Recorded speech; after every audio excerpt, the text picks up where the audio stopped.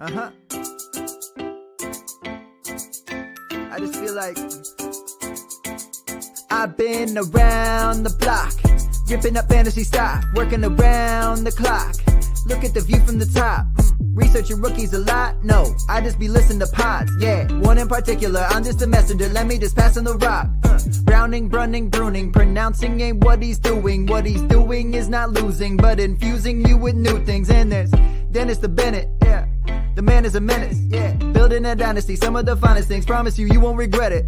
Sly as a fox, cultured in pop. Give him his props. Here is a thought, here is a box, and you cannot compare them at all. So don't even try. Careful with the news, but when you use a take, I take up Tony Fire. I mean Dyer, because anyone else is a huge mistake. Whoa, fantasy round table, fantasy round table, yeah. Fantasy round table. Come take a look at the crown, baby. Hey, fantasy round table, fantasy round table, woo. Fantasy round table. Come take a look at the crown, baby. Go.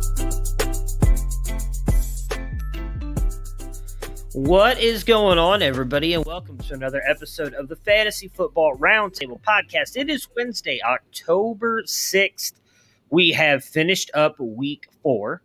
We're moving into Week 5 of the NFL. We've got a great game on tomorrow night. The Los Angeles Rams versus the Seattle Seahawks. I actually think most of the Thursday games have been pretty good. I don't think there's really been not last week. Game. It wasn't like super horrible. I don't know. Maybe I didn't watch a lot of it. It's Jaguars and Bengals.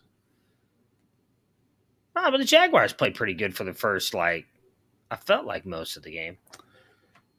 Yeah, it wasn't like a great game, but it was competitive, close. That's what we want, right? We want it to be. We don't want it to be 45-10 at halftime. But hey, there's been some really good college games on Thursday, so I've been switching back and forth. But we do have what looks to be a very good game on. Matt and myself will obviously go over all of our rankings as well, our top 12 at each position for Week 5 as well, as we always do.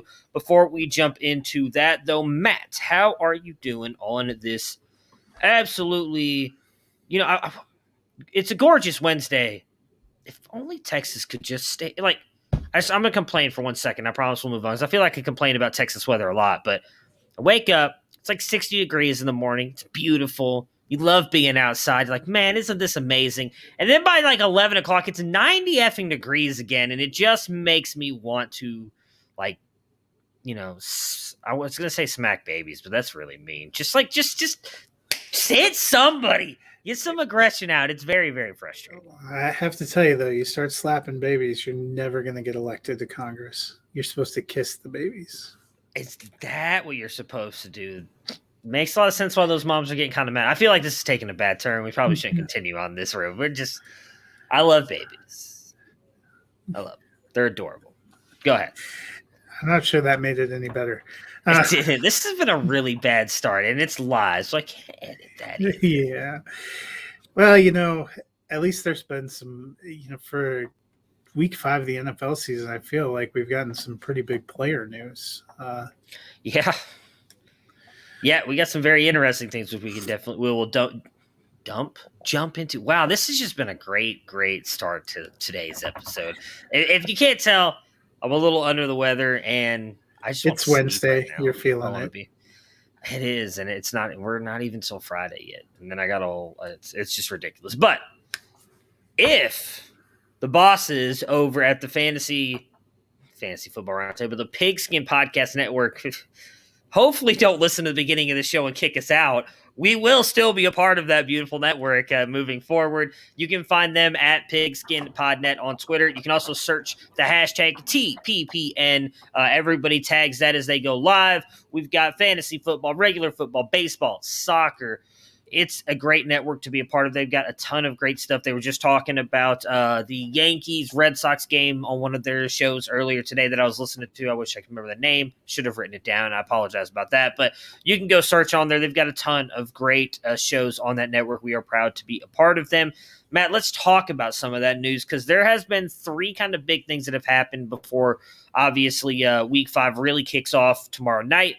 The big one, Justin Fields has been permanently named the starter for the Chicago Bears.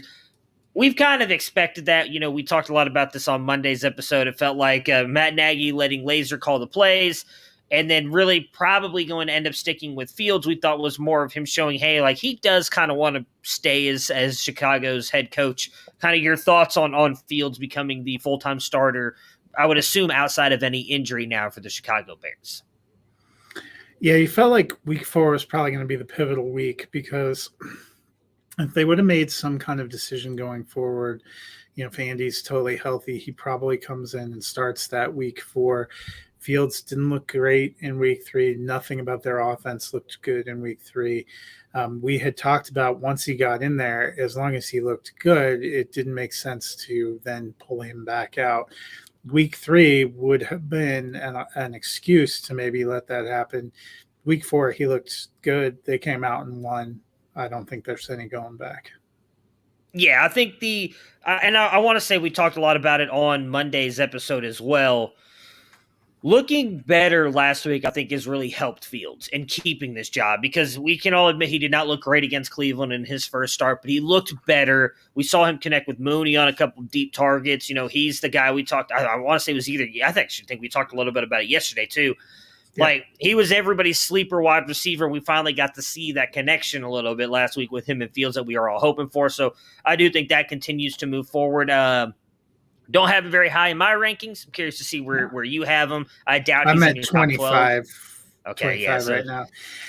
There's going to be growing pains. Yeah. It would have been the same, though, with Andy Dalton. This offense, I think, is going to have some growing pains with David Montgomery out anyway. Yeah. Yeah, and I've got him at 22, so I'm not far off from you. I will say, well, no, I'll save it, but I probably have a surprising player in the top 12, and it's because I don't. I bet I do too. Learn my lesson very well. So okay, well maybe somebody served me Kool-Aid this week today, I think. The Patriots. So earlier this morning, it was reported that they were going to cut Stephon Gilmore. Then they end up trading him for a 6th-round pick to the Panthers, which is just a 6th round in 2023. It's not even this year. I mean, that is just ridiculous value for the Panthers. Even if he's dealing with the injured quad, I believe is what he tore. Yeah, he was correctly up, so I don't think he's actually eligible to play this week unless teams changes that. What they were talking about on Sirius XM was saying that he himself was saying that he still feels like he's a week or 2 away from being fully healthy. So, yeah. And I think that probably lines up with, because if they PUP is through 6 weeks or 8 weeks. You usually, when you start out on PUP, you have to be out for 6 weeks. You're eligible to come back week 7.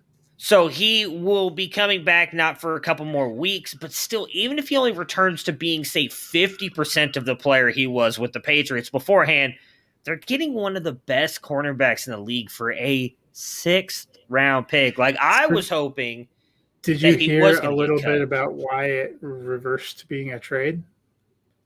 I would assume because of once it was announced that he was going to get cut, he was getting like everybody calling him to say, hey, we want you to come play for us.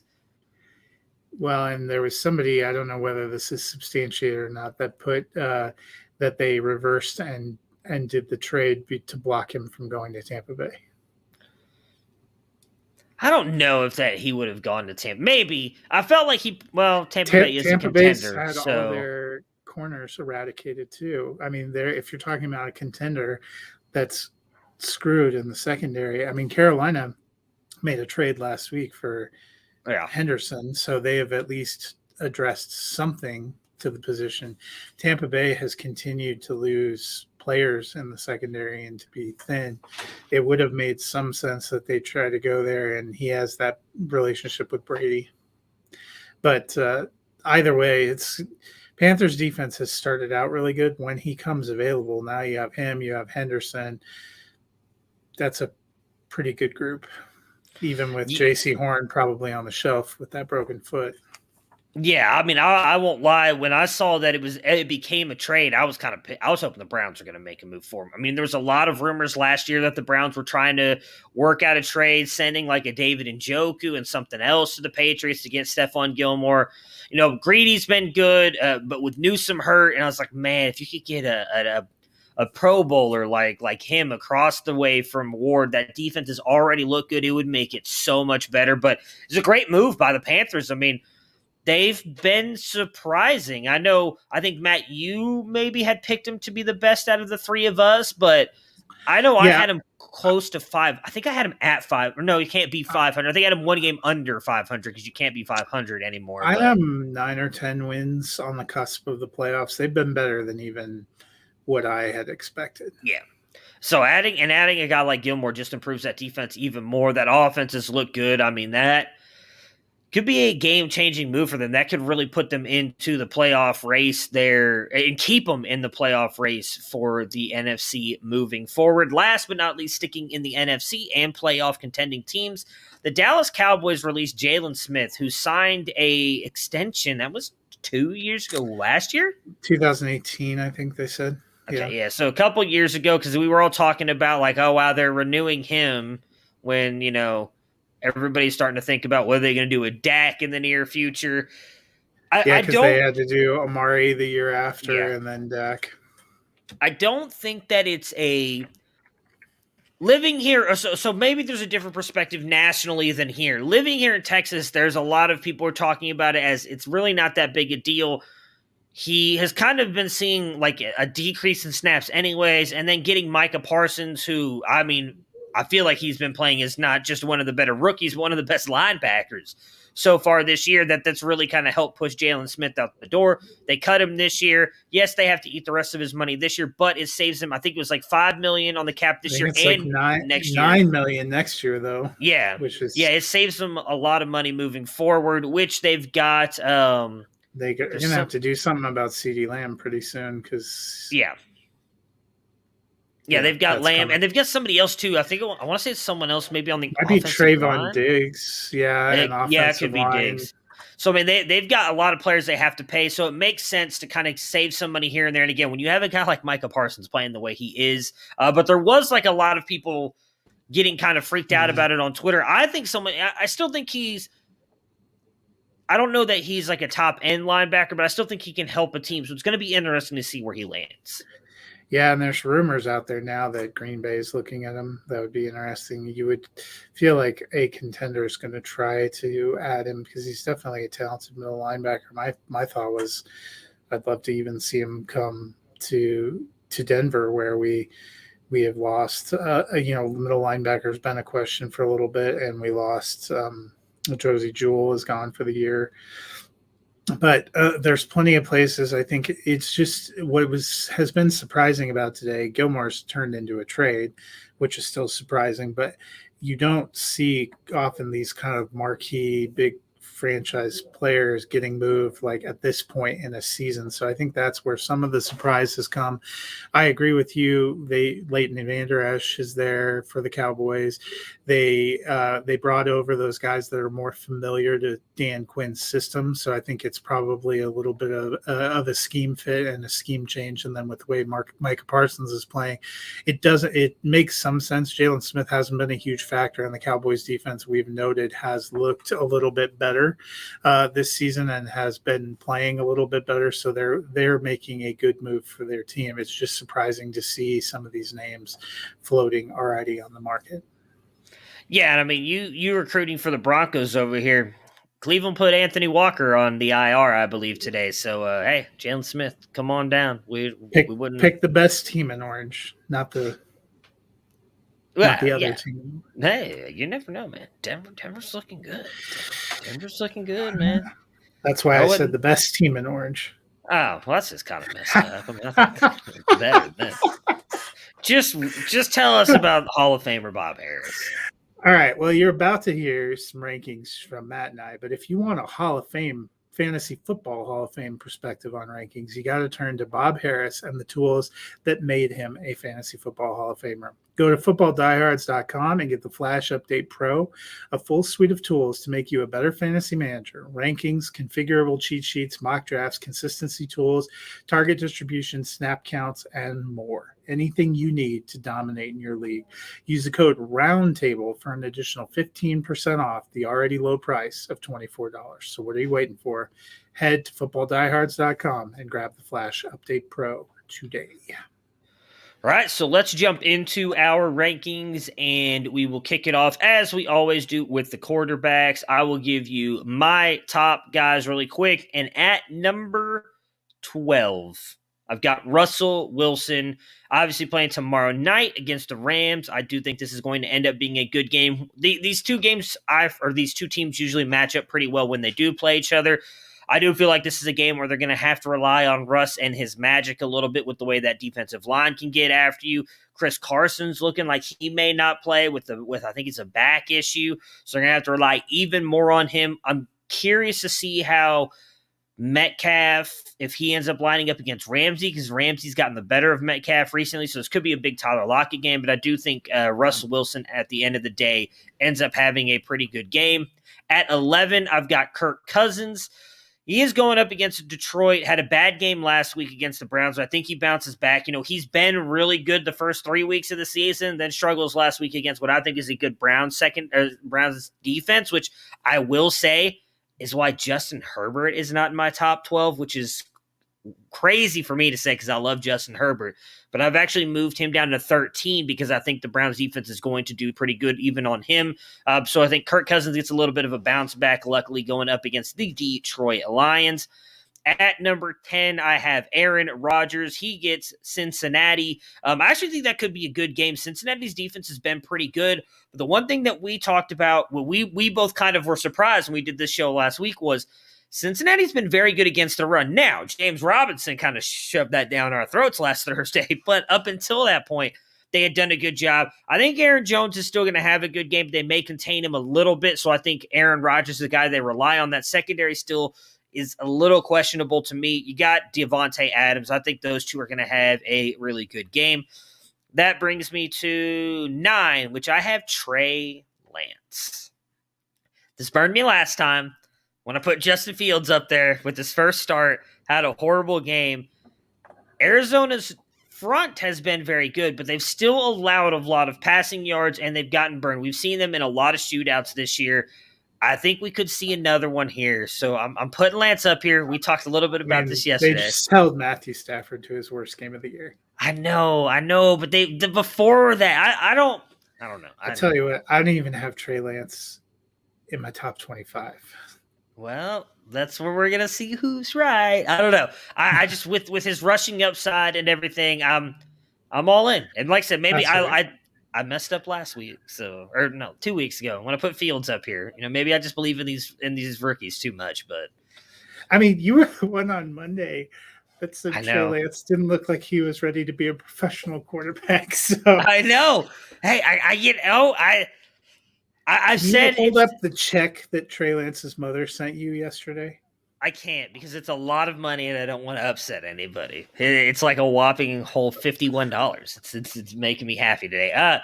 No, it's funny. You're just trying to hurt me. You have Kirk Cousins and Trey Lance. I don't know what to do with this. It's just like what I said about Fields. I said Fields I thought would start by week 3. Granted, it wasn't because of like poor performance by Andy Dalton. It was an injury. And I said the same thing, though, about the 49ers. It's like Lance is going to get in, he's going to start, and they're going to go to the playoffs. Like, I think what he can do with his legs, and he's clearly I don't want to say a better passer. How do I want to put this? He's got more zip on his ball than Jimmy Garoppolo does. He's got those weapons. I just trust Kyle Shanahan to scheme it to where, like, dude, look, like this is exactly almost like what Sean McVay used to do with Jared Goff. It's like literally up until the last second that they cut the mic off in the helmet. It's like, this is exactly where you're throwing it. We see what their defense is doing. Do it. So I don't think it's a relatively tough matchup. I think they're going to have to score to keep up with the Cardinals, who clearly have the best offense in the NFL right now. So I'm all in. Give it 2 rushing touchdowns, maybe. Who knows? Like, I think it's going to be a big day for Lance. At 8, I have Tom Brady. They've got Miami. Miami's defense has not quite been as tough as we thought they were going to be. I don't think this is really going to be a tough game for Brady. Losing Gronk, I think, might hurt him a little bit because those two really seem to be off to like their old Patriots days. Did they? I thought they said he's missing this week because of the ribs. Is he back this week now? He came back to questionable. Okay, cool. He has a projected score, I believe. Well, that would be even better for him, obviously, because those two have had a really good connection. At 7, I have Jalen Hurts. Again, He gets the Giants, Carolina, who we saw last week, struggled a little bit. We talked they had a pretty easy schedule early on when they had the best defense in the NFL, considered by most. But Hurts, I think he's been more and more impressive every single week. I think he's going to go out there again. We talked a lot about this. I don't think there's much else to say. He's going to be a QB in the QB1 group for me every single week based on just his rushing upside. And I think they're going to be behind a lot. So I think he's going to have to pass the ball a lot.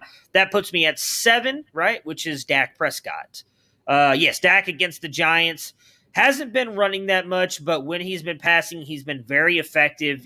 He's almost looks like he hasn't missed a beat from last season when he got hurt. He's got all the great weapons. Even though I think they could rely on Zeke and Pollard again a lot, I think just with the efficiency that he's been passing the ball with, Dak is going to be a top 7 QB. We're stopping at 7, right? I'm not misremembering that. Usually do 12 to 6 and then the top 5. Because I can do 6 as well, and that is going to be who is my 6? Oh no. Maybe you can't. Maybe you can't do 6. Why don't you give us yours? Because I just I exited out of my rankings. Let's not keep that air.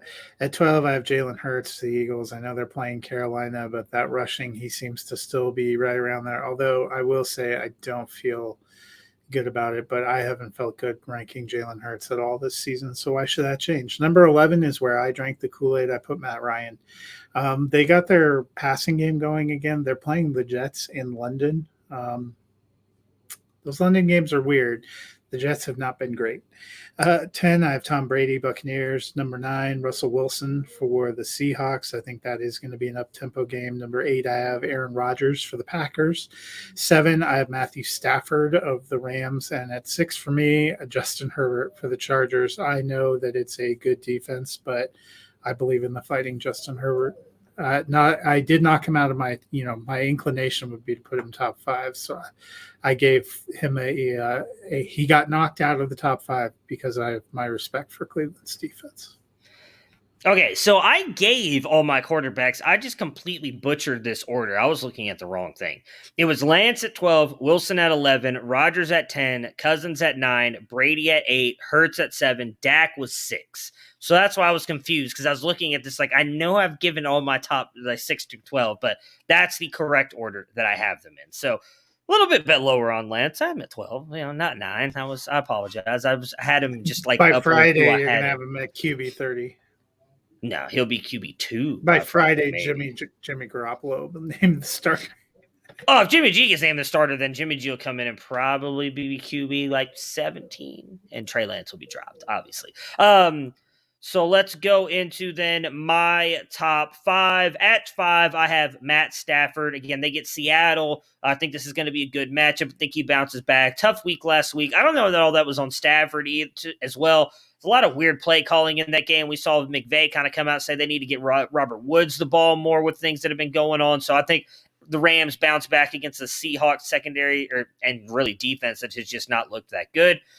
At 4, I have Sir Patrick Mahomes going up against Buffalo. Buffalo has a really good defense. I was debating on moving Mahomes down even further, but I think with as good as that defense has been, so has that offense outside of week 1 against Pittsburgh. And I do think Buffalo is going to easily be able to move the ball on the Chiefs defense. We've seen every offense has been able to move the ball. So Mahomes are going to have to pass and play keep up to stay in this game. So I think Mahomes he's not going to fall out of the top 4 or 5. At 3, I have Lamar Jackson. Baltimore gets Indy. Doesn't really seem to be a tough matchup for anybody so far this year. Lamar has been good, whether using his legs or beating you from the pocket. I think that continues.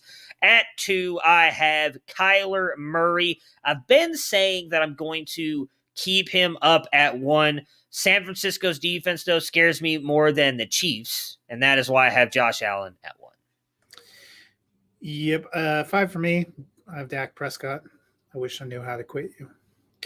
Number 4, I have Lamar Jackson.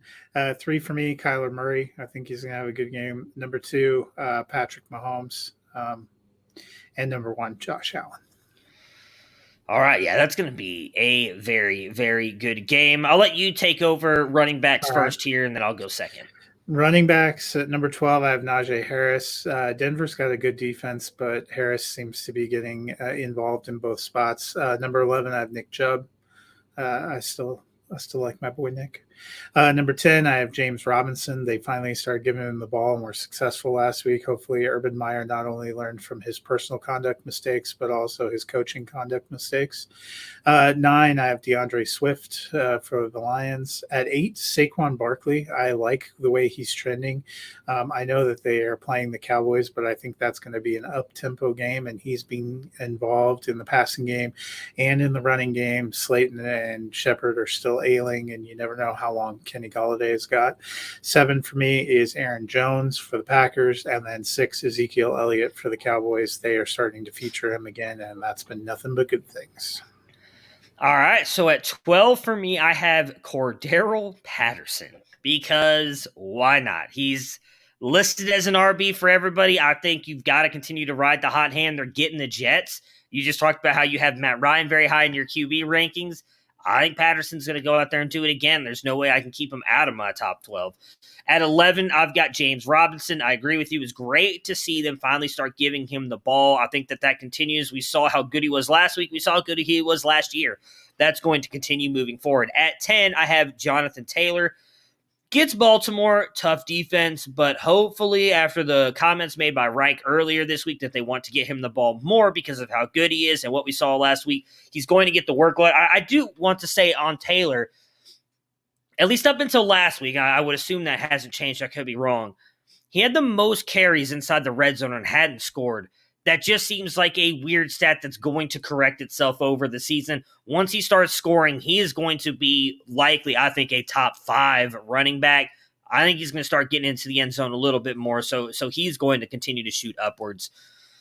At 9, I have Austin Eckler. You know, Cleveland has been decent against running backs, but I think the fact that he can catch that he catches passes as well. We've seen them kind of working more toward that too after the shutout in week 1. He's definitely done a better job. I think Eckler can have a good game. Again, the linebackers for Cleveland are their biggest weakness on that defense. As good as that defense has been the past couple weeks, that worries me. We saw Dalvin Cook was injured in that game, and there was times that he was slashing them up front and then catching passes for some big plays. So I think Eckler can do that this week. At 8, I have Nick Chubb. You know, I can't. He's the best running back in the league, and I think after Baker's dealing with a little bit of a shoulder issue and what we saw last week, and they just kept trying to throw the ball in that Minnesota defense. I think you're going to struggle to throw the ball in the Chargers defense. So to get this offense rolling again, they're going to have to lean on the run. Until Jarvis comes back, I'm worried about this pass attack. So I think it could be a Chubb and Hunt game. I actually have Hunt inside my top 16. I think that those two guys are going to be big for them this week. At 7, I have DeAndre Swift. You know, we saw what Chubb and Hunt were able to do against them last week. Swift, even though they've come out and said that it's going to be defense dependent, Swift is just too damn good. I think he's going to be perfectly fine this week. Oh, and then 6, Dalvin Cook going up against the Detroit offense as well. Or defense. Well, he's not playing the Detroit offense. All right, give us yours.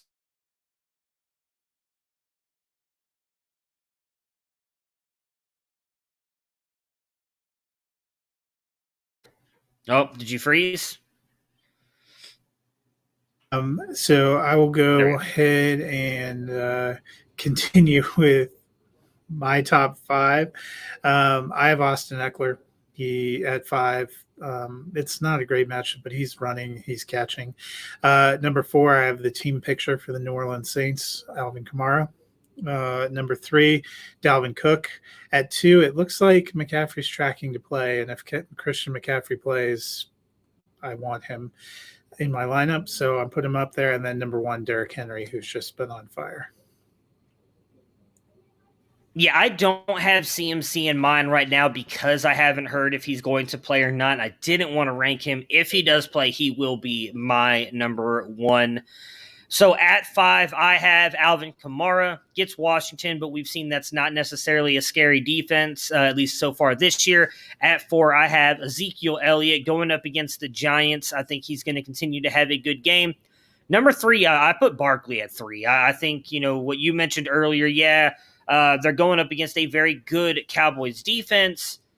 But with Slayton and Shepard out, we saw how much they targeted him last week. I think that continues. 2, as much as I think Aaron Jones and Cincinnati's been so good against the run, we've talked about he's one of their key guys. It really seems to be the Rodgers, Jones, Adams show. I think that they're going to rely heavily on those 3. So Jones, I think, at the end of the day, still has a very good day. And then as of right now, I've got Derrick Henry at 1. He's just been phenomenal. No reason to moving him off that spot again. If CMC plays, he'll probably move up to 1 or 2 for me. But right now, I'm not ranking him because I'm not 100% sure that he plays in week 5. Going to wide receivers. So for me, at 12, I have Jamar Chase getting Green Bay's defense. Might seem a little bit crazy, except they now say that Jair Alexander probably is not playing this week. I think that's huge. He's their best cornerback, usually a travel cornerback.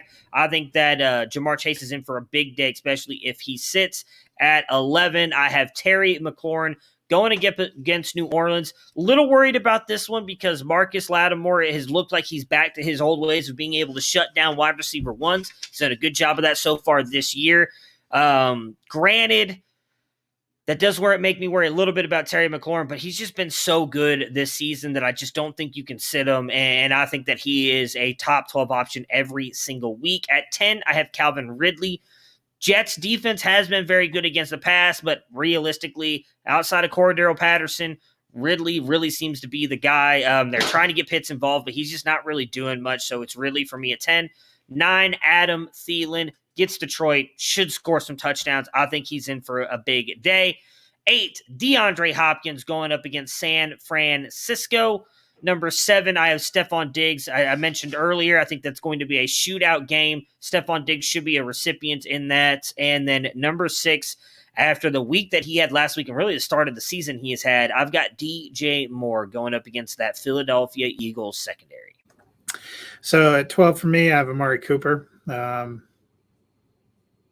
One of those Cowboys I still think is going to hit. I am betting on him. Number 11, Deebo Samuel. He seems to be getting huge plays. He seems to be the receiver that's doing things. 10 for me, I have Calvin Ridley. Not ready to quit on him. 9, Tyler Lockett. I do think Metcalf ends up getting Ramsey, which puts it a little bit more on Lockett. It's always a toss-up between those two, but that's my gut feeling right now. Number 8 for me, Keenan Allen. He got 11 targets last week. He seems to be the guy that's getting targeted. I still like Mike Williams, but Allen seems safer. 7 for me, Terry McLaurin. Taylor Heineke's looking for him. Logan Thomas went on IR. So I think that means even more McLaurin. And number 6 for me is Justin Jefferson. Oops, wrong button. All right, at 5 for me, I have Deebo Samuel. I expect that game to be a shootout. I've got Trey Lance having a big week. Deebo's likely the recipient of that. At 4, Tyreek Hill. Again, that game should be a shootout. At 2, I have Cooper Kupp. Again, another game I think is going to be really good. 3, Cooper Kupp. At 2, Justin Jefferson gets the Detroit defense. Had a pretty good game against Cleveland last week, most of it coming on that touchdown drive, though, and then him getting the touchdown. I think he's going to have pretty good success against the Detroit secondary. And then number 1 will continue to be Devontae Adams until he is on a bye. Number 5 for me is Stephon Diggs. I think Buffalo going to get going there. Number 4 for me is DJ Moore. They just seem to have great chemistry, him and Darnold. Even against Diggs last week, he was able to get a couple of touchdowns. Number 3, Cooper Kupp, number 1 target for the Rams. Number 2, Tyreek Hill, and number 1 is Devontae Adams. And then should I just jump onto tight ends? I think we're just going to do all 12 because let's just do all 12. Tight end, what a crapshoot. Number 12 for me is Rob Gronkowski. I will say this morning he was tracking toward playing. I discounted him because he's injured, but now that said, he didn't actually make it out to practice this afternoon, so now I'm nervous. Number 11 is Dalton Schultz for me. He seems to have great chemistry with Dak, and they were really using the tight ends. It kind of reminds me of the old Jason Witten glory days. Number 10, Tyler Higbee for the Rams. Seems to be consistently getting in the target mix. Number 9, Noah Fant. I am a little bit concerned because it seems like Drew Lock may start. I don't know what to make of the Broncos. Number 8, my boy Dawson Knox.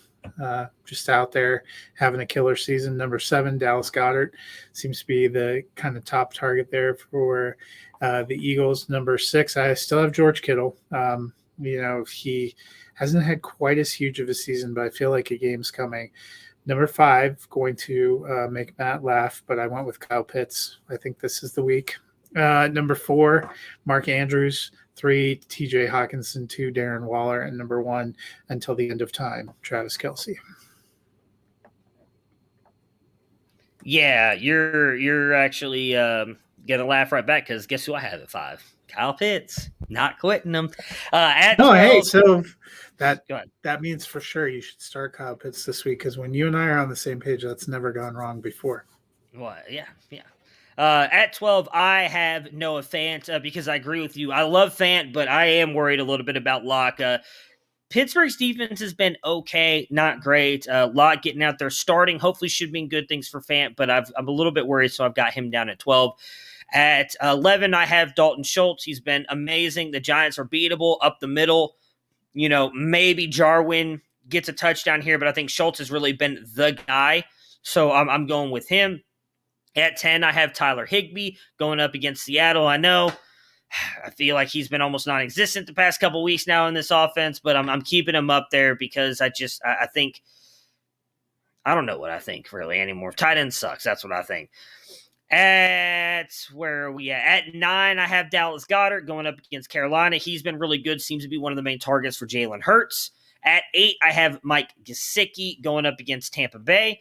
At number 7, I have George Kittle. I'd love to move him higher, but man, he just missed a touchdown last week, but just feels like he's not a main part of this offense. At 6, I have our guy Dawson Knox. Again, I think it's going to be a high-scoring game against Kansas City. I think he's in for a big game. As I mentioned, 5, I have Kyle Pitts. 4, I have T.J. Hawkinson. I know he's had 2 down weeks in a row. He's one of the best tight ends in the game. He's not moving far off here because once he does get back into the groove, he's going to be good to go. 3, Mark Andrews against Indy. 2, Darren Waller, the baller at Chicago. And then number 1, again, every single week, even when he's on a bye, Travis Kelce. So, you've heard us talk in this rankings a lot about the shootouts that are going to happen this week. I have great news for you.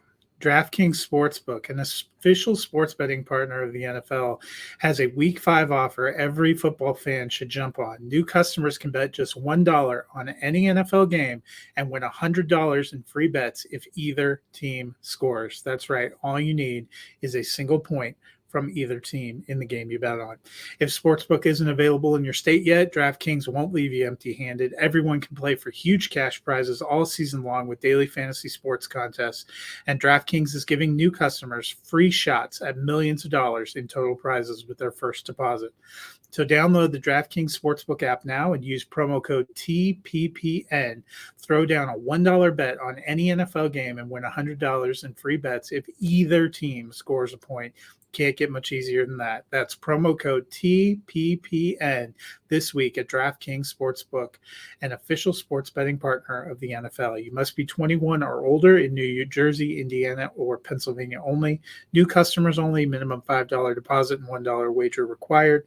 1 per customer. Restrictions apply. See DraftKings.com/sportsbook for details. And if you have a gambling problem, call 1-800-GAMBLER.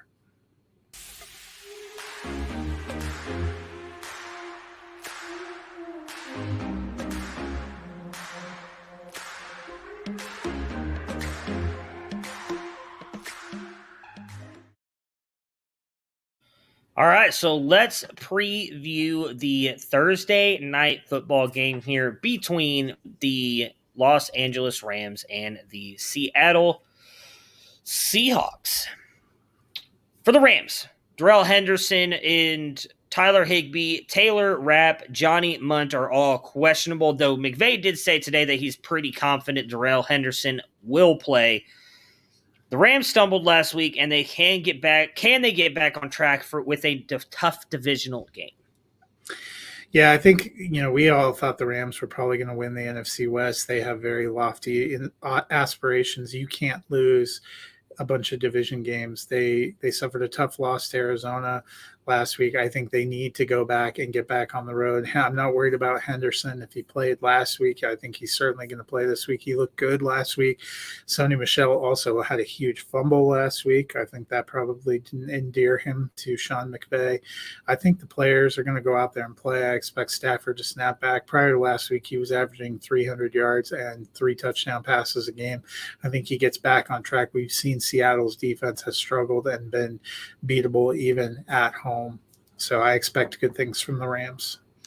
Yeah, right there with you. I mean, the Seahawks defense, as you just mentioned, has not been great. I think that the Rams, again, a little bit of weird play calling last week. I think Robert Woods is going to get more involved based on the comments Sean McVay made today. Getting Darrell Henderson back, I think, could help them out because I'm with you. The fumble by Sony Michel, probably not great for him. He's not going anywhere, but him being maybe the starting running back.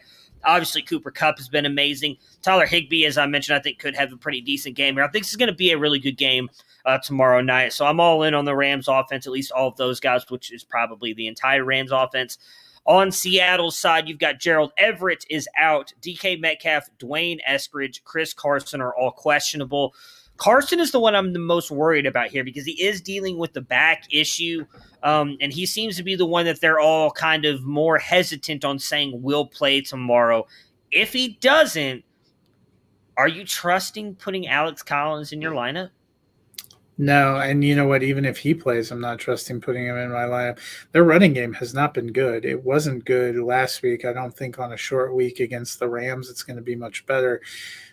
If the Seahawks are going to have a chance to win, they've got to be aggressive on defense and get 1 or 2 turnovers. And I think offensively, they have got to hit some big plays, put some scores on, and put some pressure on the Rams. That's kind of what you saw Arizona be able to do. They put up points, and they were able to get a couple of turnovers. Stafford threw an interception. Michelle got a fumble. That's really going to be the formula. The Seahawks need to rely on some of that Seattle magic. I think it's going to be a bigger Lockett game, as I mentioned, because I think they'll end up putting Ramsey on DK Metcalf. That's what I would do anyway, because Metcalf seems like the more imposing target. But that's, Russ needs to look like playoff Russ and not end of last season Russ. Yeah, and as I mentioned earlier, I think it's going to rely heavily on Russell Wilson for them to even stay in this game. I'm with you. I think Ramsey likely travels with Metcalf. That's the way it's been the past couple of matchups, and I think Metcalf has gotten him 1 out of the past couple. Ramsey has done a pretty good job of shutting him down. That'll be tough. Obviously, you can't sit Metcalf because all it takes is that one big play. And even if he only gets Ramsey once, when it's a 50-yard touchdown, he made your day, and Ramsey still could lock him up for the whole night. I'm with you. As you mentioned earlier, I think this could be a big Tyler Lockett game. I am also with you on the running backs. I'm not starting Chris Carson if I can avoid it. And if he's out, I don't think I'm plugging Alex Collins. And I know he scored a touchdown last week, but that running game has not been good, and then you're going up against, in my opinion, one of the top 3 defensive lines in NFL right now with the Rams. So I'm avoiding that altogether. I am taking the Rams to win this game. I honestly don't see much of a shot of Seattle winning it. Dennis took the Rams, as am I. I think if the Rams would have won last week, maybe you could see them having a little bit of a letdown game, but losing that tough game at home to Arizona, I don't think there's any chance they're letting down. Yeah, they I think are in for a massive bounce back this week. So that will do it for us today. We will not have a show tomorrow, so enjoy the Thursday night football game again between the Rams and the Seahawks. And then Matt and myself will be back on Friday to recap the Thursday night football game and preview the rest of the Week 5 NFL